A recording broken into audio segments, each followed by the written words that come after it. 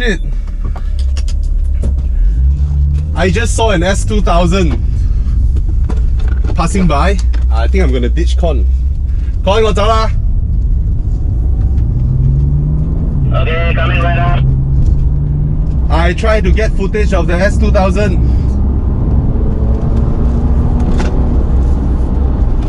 Oh. Alright guys, this is an Audi S4 Avant from 2009. So it is a 10-year-old car.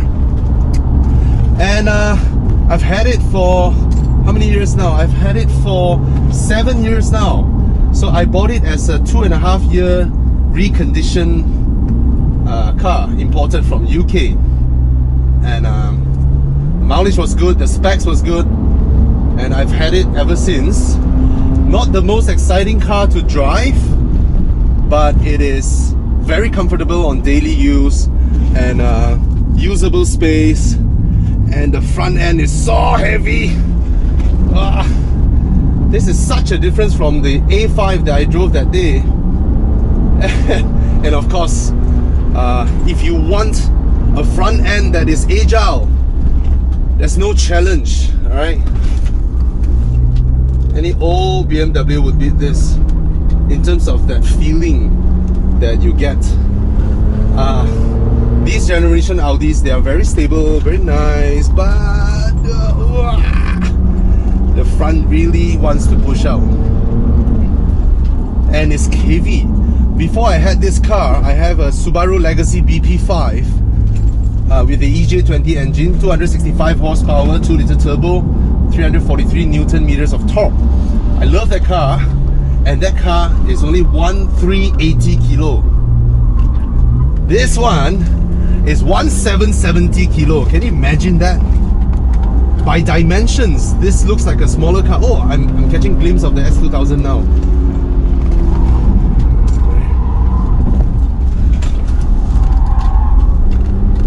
Lovely. Hello S2000, I saw you. Lovely car there. Oh, I admire people who has S2000. What a beautiful sight. Beautiful. I wish I can go next to him and talk to him, but that would be dangerous because I might have cars on my lanes, slower cars. He's trying to give me, he's giving me the line, you know. He wants to give me the line. So this is a proper driver, proper car guy, you know. That's how you drive. You interact with people around you, you know.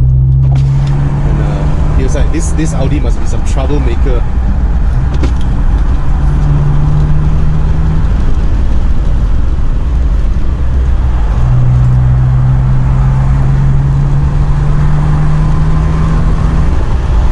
Good morning, sir. Nice car.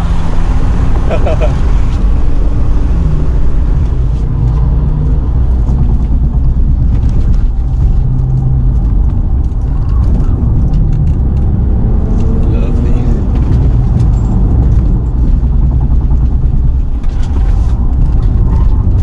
See, this car carries so much more weight into turns that you need to manage it earlier, you need to gauge it earlier. You basically need more skills to drive an Audi on roads like this compared to a Beamer or a Ford Focus or the new Audi A5, you know. You need to manage it more. You need to anticipate how the car's weight transfer is gonna move. Look at that. Right?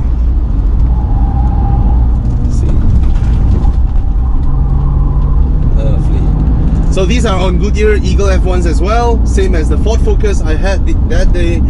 And the difference with an Audi, halfway turning, you can floor the throttle before you finish the corner. That's what an Audi can do, right? You can floor it before the corner, but you might need to brake earlier before the corner too, right? Because of just have to manage it. Either you brake by letting the front end dip down a bit, then you make your turn in so that your outer wheels would have more traction, or you just go with a slow in, fast out way. Yeah.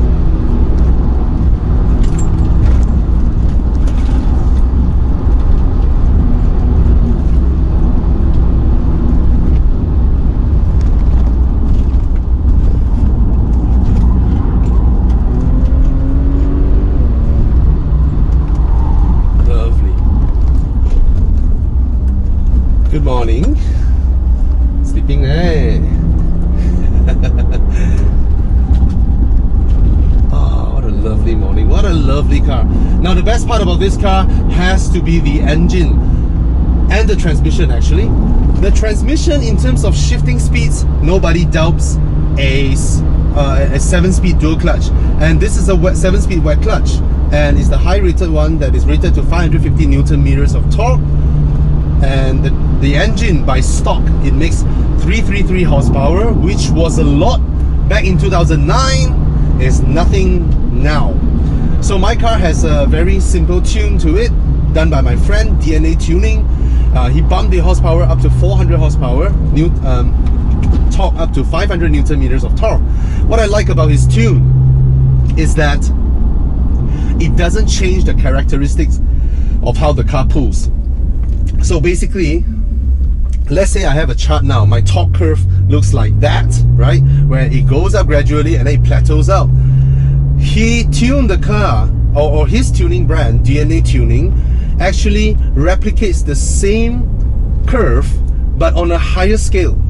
So that's what that's what makes me really happy about it, because what it does is that it gives my car a character that climbs nicely, and then it goes up one more level, and it's lovely because it's nice to feel the car behaving in the same way but at a higher rate of speed. Yeah.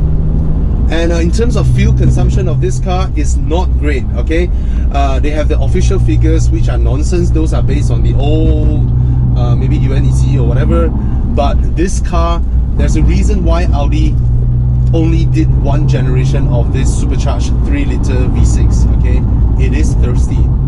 It is a thirsty engine. By comparison, my BMW with the N55 engine, okay, with 70 liters of fuel, or 65, let's say 65 okay, that's where we usually get to fill up. 65 liters of fuel, my N55 can easily get me 500 km of driving. Okay, this is non-scientific because it's for daily usage, but this Audi has consistently, with the same amount of fuel, 65 liters, gave me somewhere around 350 km. Yeah, of course I can make adjustments, because one's a 4-wheel drive, one's a 2-wheel drive, and this is an all-time 4-wheel drive, not those decoupling type. This is mechanical 4-wheel drive. It engages all the time. Okay, there's no off day. So that alone, you can account for 15% of fuel consumption, right? But still, there's a reason why Audi changed to the 3-liter turbocharged V6 now. Now the new S4 or S5, new as in 2015 new, okay? It was launched in 2015 in Europe. That would be the turbocharged engine. It makes more horsepower, 354 or 345, I couldn't recall. But I do not like the character of that engine. That engine isn't as happy revving as this, isn't as responsive as this, and yes, it's a lot more fuel efficient, but I just felt that engine lost some character. You know, any engines have character, have sound, you know, they pull.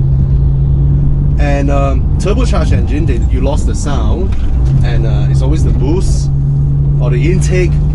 But a supercharged engine gives character back to the car, because it does feel like a big NA. So yeah. So how about the maintenance of this car, the S4 and S5?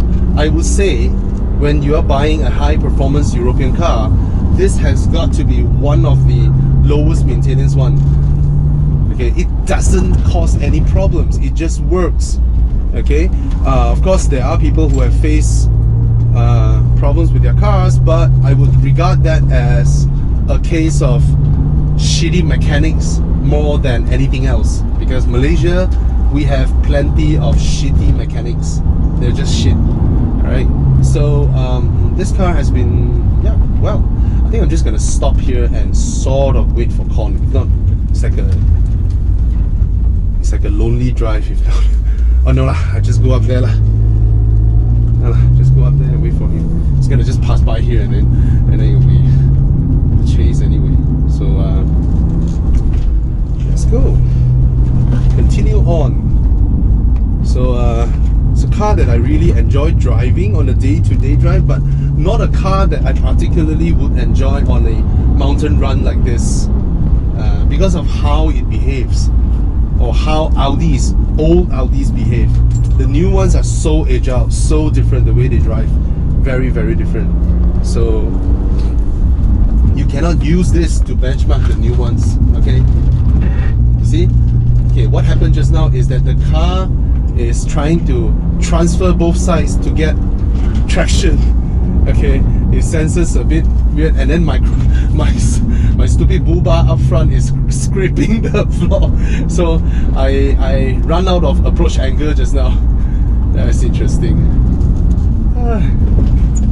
So I can't corner at Genting the way I usually do, because normally I just cut inside here and just go up. But because I installed that nonsense bull bar, it changes my approach angle, and just now it was scraping on the tarmac. So it's really funny.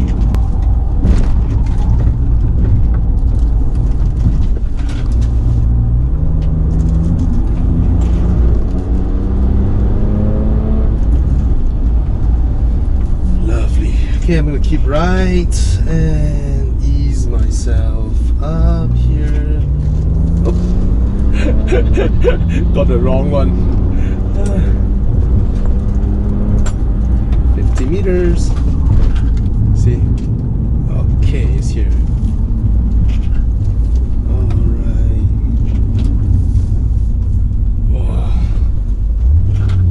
Yep, we're there. So how does the car drive? A handful. This is a handful. You just have to keep managing and managing.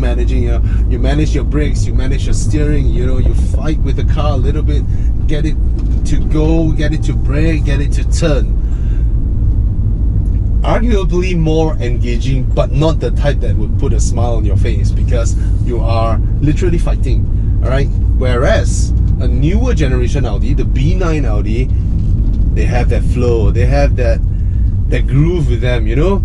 It's like, this is like a guy who can't really dance, but try is his best when the music comes on, you know. But the new Audis, they do drive more intuitively, comparatively speaking. Okay, so let me see whether my car will roll to the back. I don't want my car to roll to the back, so that I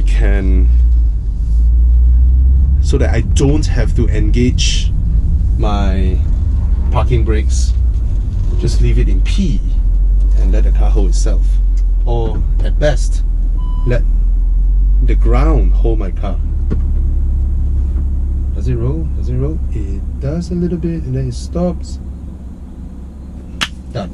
This is how I'm gonna switch it off. Okay, I don't think anything's gonna move my car now. Putting P then.